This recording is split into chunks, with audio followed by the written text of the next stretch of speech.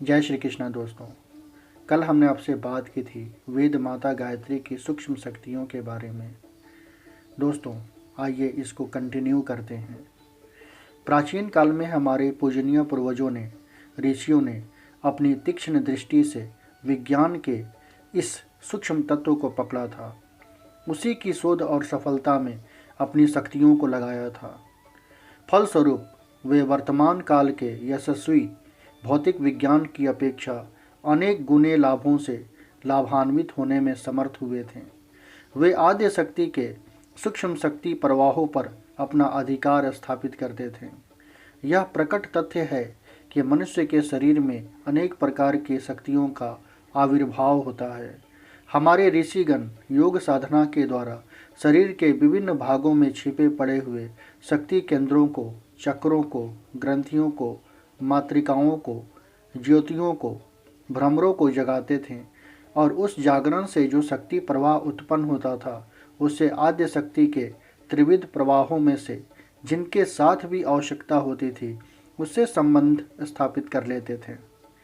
जैसे रेडियो के स्टेशन के ट्रांसमीटर को यंत्र से स्थापित कर दिया जाता है तो दोनों की विद्युत शक्तियाँ समश्रेणी होने के कारण आपस में संबंधित हो जाती है तथा उन स्टेशनों के बीच आपसी वार्तालाप का, संवादों का आदान प्रदान का सिलसिला चल पड़ता है। इसी प्रकार साधना द्वारा शरीर के अंतर्गत छिपे हुए और तंद्रित पड़े हुए केंद्रों का जागरण करके सूक्ष्म प्रकृति के शक्ति प्रवाहों से संबंध स्थापित किया जाता है तो मनुष्य और आद्य शक्ति आपस में संबंधित हो जाते हैं।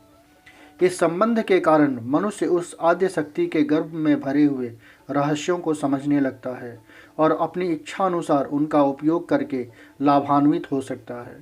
क्योंकि संसार में जो कुछ है वह सब आद्य शक्ति के भीतर है, इसलिए वह संबंधित व्यक्ति भी संसार के सब पदार्थों और साधनों से अपना संबंध स्थापित कर सकता है।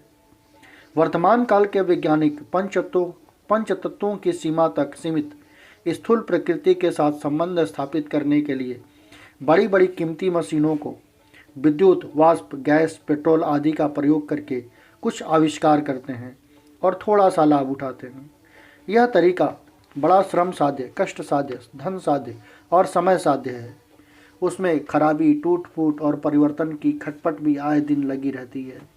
उन यंत्रों की स्थापना, सुरक्षा और निर्माण के लिए हर समय काम जारी रखना पड़ता है तथा उनका स्थान परिवर्तन तो और भी कठिन होता है।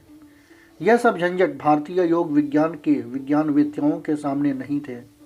वे बिना किसी यंत्र की सहायता के, बिना संचालक, विद्युत, पेट्रोल आदि के केवल अपने शरीर के शक्ति केंद्रों का संबंध सूक्ष्म प्रकृति से स्थापित करके ऐसे आश्चर्यजनक कार्य कर लेते थे जिनकी संभावना को आज के भौतिक विज्ञानी समझने में समर्थ नहीं हो पा रहे हैं।